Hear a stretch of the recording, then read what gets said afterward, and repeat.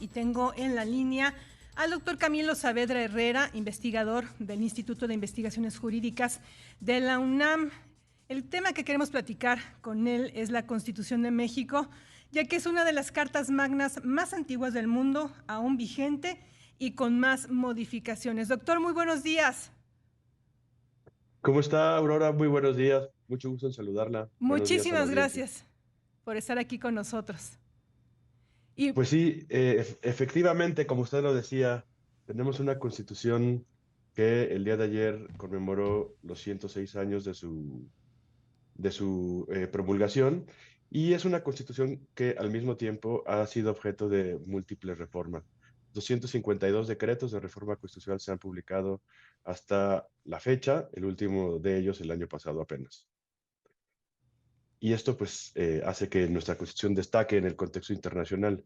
De hecho, en, según los datos que hemos recopilado allí en el instituto, en un proyecto de investigación en el que colaboro yo con las doctoras Andrea Pozas y Francisca Pou, eh, pues digamos, las dos constituciones que más se parecerían en la historia del constitucionalismo moderno a México, no en el contenido, sino en cuanto a la dinámica del cambio, sería la Constitución eh, de Nueva Zelanda, pero no es una constitución como la nuestra que esté propiamente escrita, sino es una constitución más de derecho anglosajón que está en distintos documentos. Y la Suiza de 1874, que es una constitución que ya no está vigente. Entonces, pues esto nos da, digamos, ciertos, digamos, datos para ver cómo nuestra constitución ha sido, digamos, singular en el contexto internacional.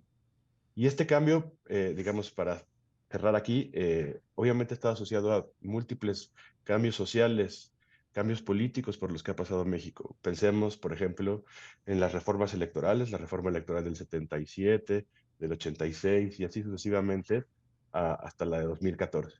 Las reformas judiciales, la reforma que, por ejemplo, hizo más, digamos, compacta a nuestra Suprema Corte y le dio mucho mayores poderes de control judicial de constitucionalidad, la reforma judicial de 1994, es a la que me refiero, pues también han sido importantes. Y así, múltiples, 252 decretos, Aurora. así es un documento vivo, ¿cierto? En constante cambio, transformación, mejoramiento.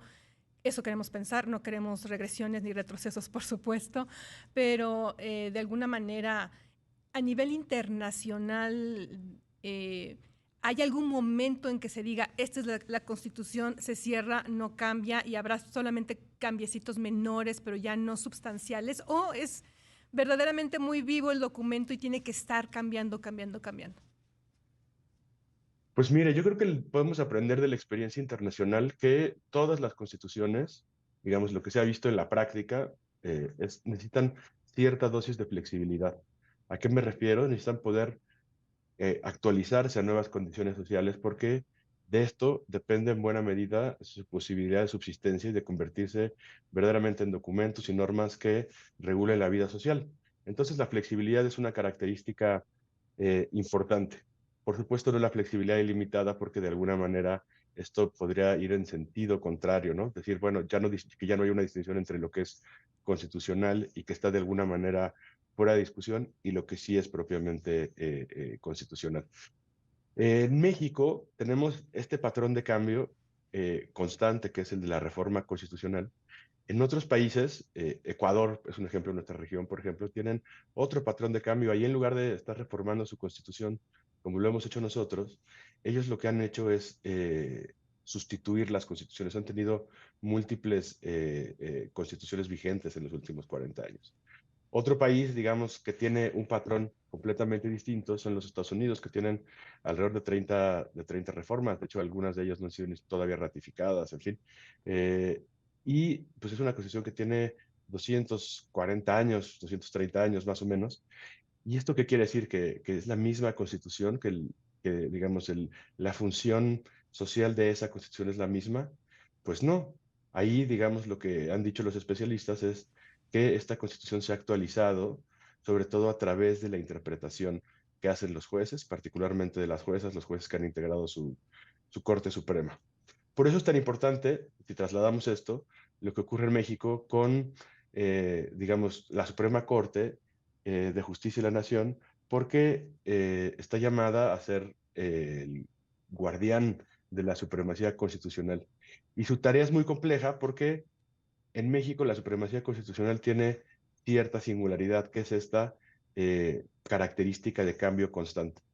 De acuerdo a lo que hemos investigado en este proyecto que mencionaba, lejos de, digamos, de evitar que la Corte sea un intérprete importante, este cambio constante por la vía de la reforma ha requerido que la Corte se involucre cada vez más.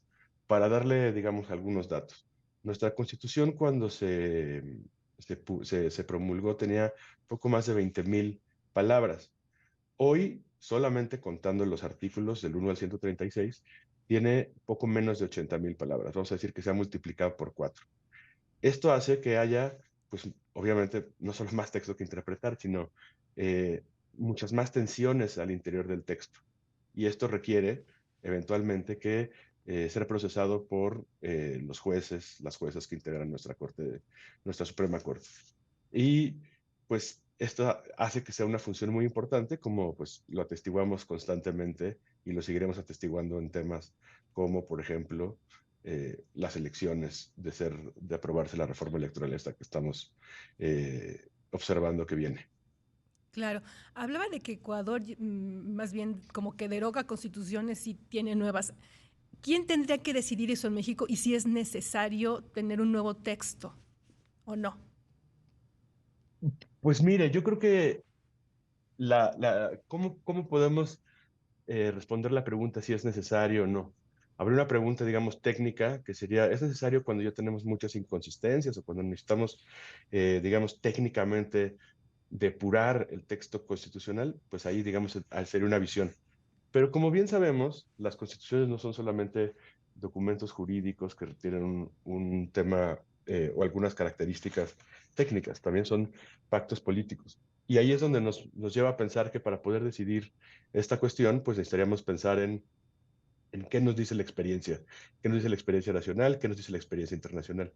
Y yo creo que pues tenemos buenos ejemplos de lo que podría ocurrir de embarcarnos en un nuevo proceso constituyente. Tenemos, por un lado, la experiencia de saber cómo podría integrarse un eventual Congreso Constituyente en función de la correlación de fuerzas que tenemos actualmente en el país, pero también tenemos una idea de los contenidos que podrían quedar. Me refiero, por ejemplo, a este laboratorio, permítame decirlo así, que pudo haber sido la Constitución de la Ciudad de México, el proceso constituyente de la Ciudad de México, que pues tuvo, digamos, innovaciones importantes en materia de derechos, pues que a la fecha siguen siendo, digamos, objeto de interpretación y de que los jueces, entre otros, les doten de contenido. Me refiero a derechos como el derecho a la ciudad, el derecho a la buena administración pública, etcétera.